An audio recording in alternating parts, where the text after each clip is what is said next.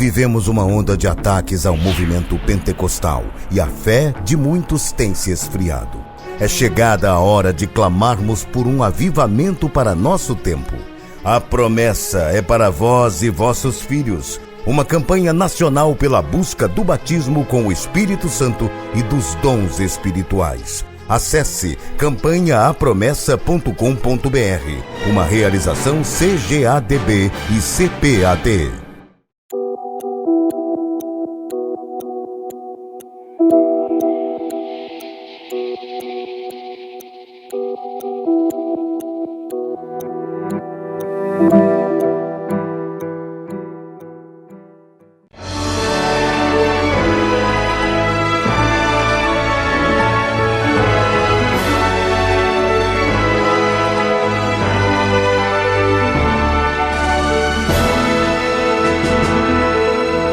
Subsídios. Lições Bíblicas Adultos.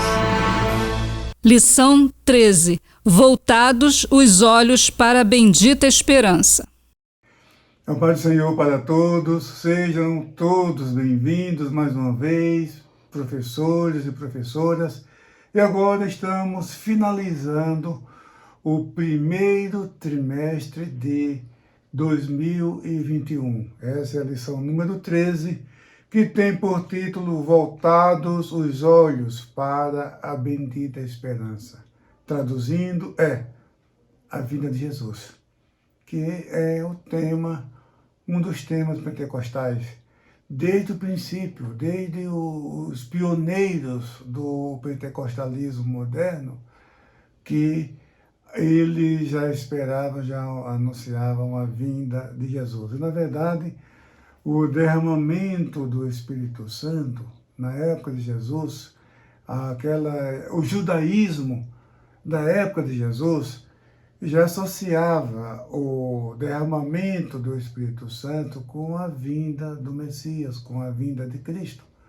Por isso que no texto da leitura em classe, o texto áudio está aqui em Tito 2:13, aguardando a bem-aventurada esperança e o aparecimento da glória do grande Deus e nosso Senhor Jesus Cristo. Esse é o texto áudio. A verdade prática, nossa esperança é algo vívido, a nossa esperança é algo vívido e real, não se baseia em utopia, nem em imaginação humana, mas em fatos revelados na palavra de Deus e confirmados pela história. O que essa verdade prática está querendo dizer? É o seguinte, a vinda de Jesus não é um corte, sabe? Não é um acontecimento isolado. Não, é uma continuação da história. Então não é algo estanque. Então, se você acompanha a história da humanidade, os acontecimentos, você vê que vai desembocar no arrebatamento da igreja, na vinda de Jesus. Então, os fatos históricos, você vê, assim como na pessoa de Jesus, todas as profecias messiânicas produzidas e pregadas, ensinadas, os discursos proféticos do Antigo Testamento, todos esses discursos proféticos com relação à vinda do Messias, esses discursos se cumpriram, essas profecias se cumpriram. Então, o que significa? Significa que as profecias para o arrebatamento da igreja, para a segunda vinda de Cristo, todas elas vão se cumprir também de igual modo. Por isso que é um processo histórico. Não é algo isolado que vai acontecer de maneira estanque, não. É uma sequência histórica. Então, os discípulos, de vez em quando, aqui em Atos, no capítulo 1, que é o texto da leitura bíblica em classe, os discípulos perguntaram, restaurarás tu nesse tempo o reino a Israel? Porque eles fizeram essa pergunta? Porque Jesus já havia falado do Espírito Santo. Jesus falou, lembrou a promessa que João Batista anunciou, que ele chamou a promessa de meu Pai, e que vocês vão receber. Então, quando eles ouviram falar no Espírito Santo, é claro que eles associaram à manifestação do Messias, do Cristo.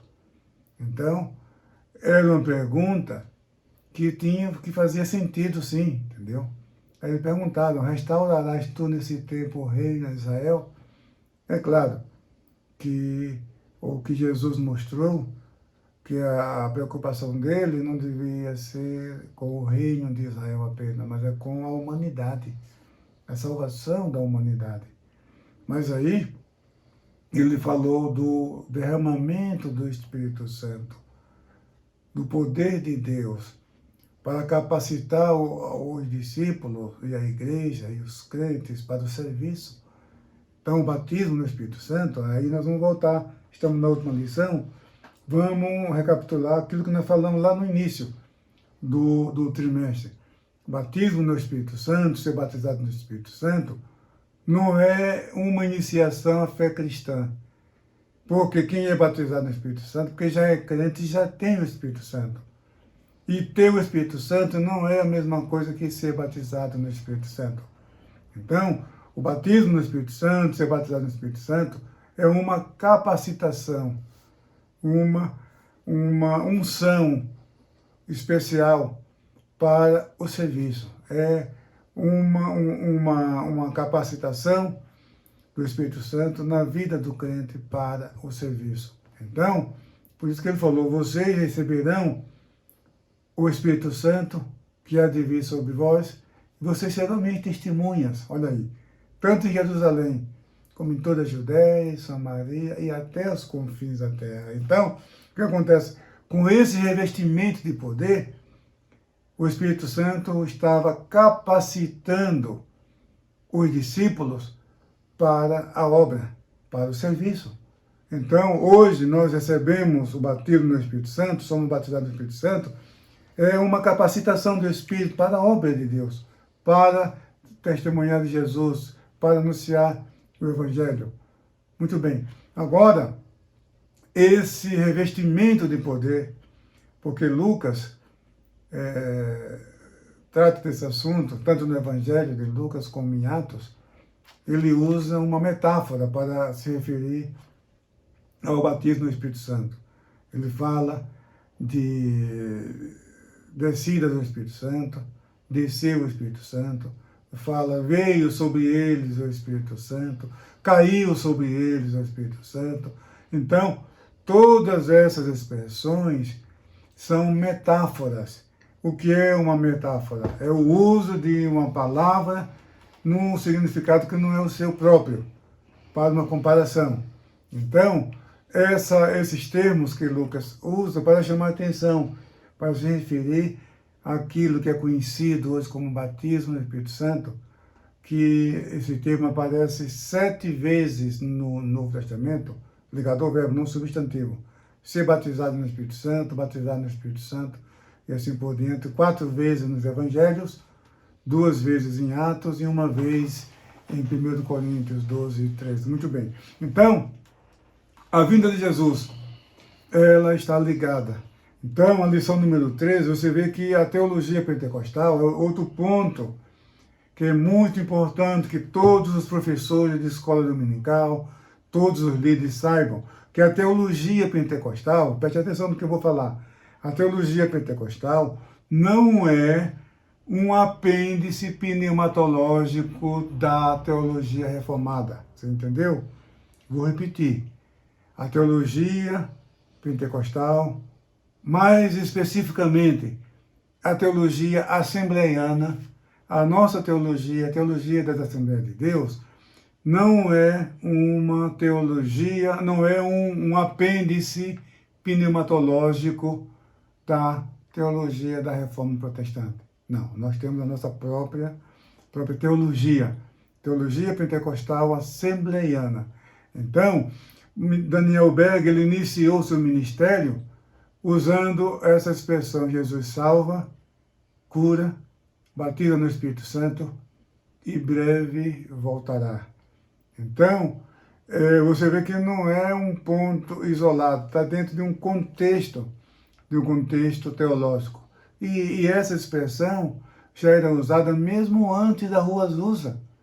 Sabe, o movimento de santidade, de onde veio o movimento pentecostal, alguns expoentes, alguns mestres do movimento de santidade, do movimento Vida Superior, que são movimentos que precederam o movimento da Rua Azusa, eles usaram também essas expressões. A Aimee, a fundadora da Igreja do Evangelho Quadrangular, o nome Evangelho Quadrangular é justamente isso: Jesus salva, Jesus cura, Jesus batida no Espírito Santo e breve voltará. Usa de outra maneira, mas são esses quatro pontos: Jesus como Salvador, Jesus como médico, como aquele que cura, Jesus como aquele que batida no Espírito Santo e o Rei que breve voltará. Então, Daniel Berg, ele trouxe essa mensagem e associando o derramamento do Espírito Santo ao arrebatamento da igreja. Então, na lição número 13, nós temos aqui esses 3 tópicos. Breve o Senhor virá. Ora, se os últimos dias começaram com o nascimento de Jesus e terminarão com o arrebatamento da igreja, então nós estamos nos últimos dias. Se para a igreja da primeira hora já eram os últimos dias, o que não diremos nós que somos a igreja da última hora? Muito bem. O tópico 2, necessidade de vigilância. Por que essa necessidade? Porque nós não sabemos quando isso vai acontecer. Jesus mostrou os sinais. Os sinais nos mostram que a sua vinda está próxima. A pandemia da Covid-19 é um sinal realmente irrefutável. Olha, a efusão do Espírito Santo, o derramamento do Espírito Santo por toda parte, desde o avivamento da Rua Azusa até hoje. Os pentecostais hoje, meus irmãos, eles, para cada 4 cristãos no mundo, um é pentecostal. Significa 25% dos cristãos, eu digo os cristãos, incluindo os cristãos nominais, a todos aqueles que ostentam a bandeira de Cristo. Para cada 4 cristãos desses, um é pentecostal. E é um movimento que tem agora 120 anos. Então, um movimento novo. Então, o derramamento do Espírito Santo por toda parte. Agora estamos na campanha, porque a promessa é para vós e vossos filhos. Então, a promessa é para nós, a promessa é para nossos dias. E essa promessa é o dom do Espírito Santo. Pedro diz, está aqui em Atos dos Apóstolos, no capítulo, isso aqui é para os últimos dias. Pedro, quando ele fez a abertura desse discurso, ele disse o seguinte, olha aqui, isto é o que foi dito pelo profeta Joel. Isso ele diz logo no versículo 14, do capítulo 2, na introdução do seu discurso pentecostal. Então ele diz o seguinte, varões judeus e todos que habitam em Jerusalém, seja-vos isto notório, e escutai as minhas palavras. Estes homens não estão embriagados como vós pensais, sendo esta a 3ª hora do dia. Mas isto é o que foi dito pelo profeta Joel. O que Joel disse? Que nos últimos dias acontecerá, diz Deus, que do meu Espírito derramarei sobre toda a carne. Então, essa metáfora, meu Espírito derramarei sobre toda a carne, está falando do batismo no Espírito Santo. Está aqui. Muito bem. E o discurso de Pedro continua falando do derramamento do Espírito Santo para os últimos dias. Então, os últimos dias já começaram. Aí o que acontece? E esse período vai terminar com o arrebatamento da igreja. Então, é natural o derramamento do Espírito Santo nos dias atuais. Então, veja, pessoal, o movimento pentecostal é o maior movimento espiritual do cristianismo. Isso é muito importante. Nós estamos nessa campanha porque a promessa é para vós e vossos filhos. Muito bem, o Brasil inteiro, a Assembleia de Deus está nessa campanha em comemoração aos 110 anos das Assembleias de Deus no Brasil. Muito bem, é sinal também da vinda de Jesus. Agora eu quero encerrar, não vai ser possível expandir mais sobre esse tema, mas o tópico 2 da lição, que tem por título a necessidade de vigilância. Por que é necessária essa vigilância? É porque não sabemos o dia e a hora desse acontecimento. Jesus disse, porém, daquele dia e hora, ninguém sabe, nem os anjos, nem o Filho, mas unicamente meu Pai. Nem os anjos, nem o Filho do homem, mas unicamente meu Pai. É claro que Jesus agora sabe, Jesus é Deus. Jesus é Deus, sabe todas as coisas, Ele é onisciente, onipresente, muito bem. Mas não é essa questão que estamos discutindo. O certo é que o Senhor Jesus, nos seus ensinos, nas parábolas, Ele sempre chamou a atenção dos seus ouvintes, dos seus discípulos, para que todos estejam atentos para a vinda do seu Senhor. Então, é esse o ensino, é essa a doutrina pentecostal. Nós estamos atentos, vigilantes, porque Jesus pode vir a qualquer momento. A hora que menos a gente espera, a trombeta vai soar. E os sinais, está tanto na lição, mas no livro, o livro do trimestre, o verdadeiro pentecostalismo, ali nós apresentamos os sinais mais evidentes da segunda vinda de Jesus, como a fundação do Estado de Israel, a existência de Israel hoje como um Estado soberano, o derramamento do Espírito Santo por toda parte e também o avanço da imoralidade, da corrupção, da idolatria, do pecado, do terrorismo, da violência, da fome, da miséria, pestes, como eu já disse, a pandemia da da Covid-19.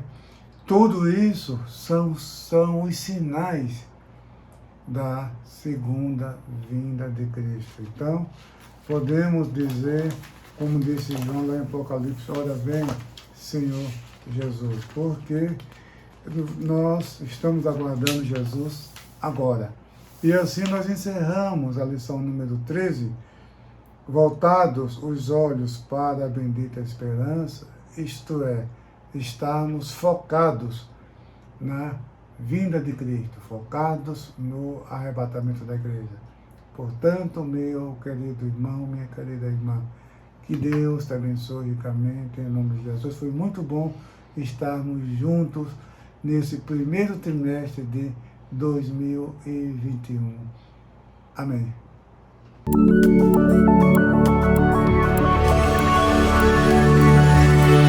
CPAD, a editora da Escola Dominical.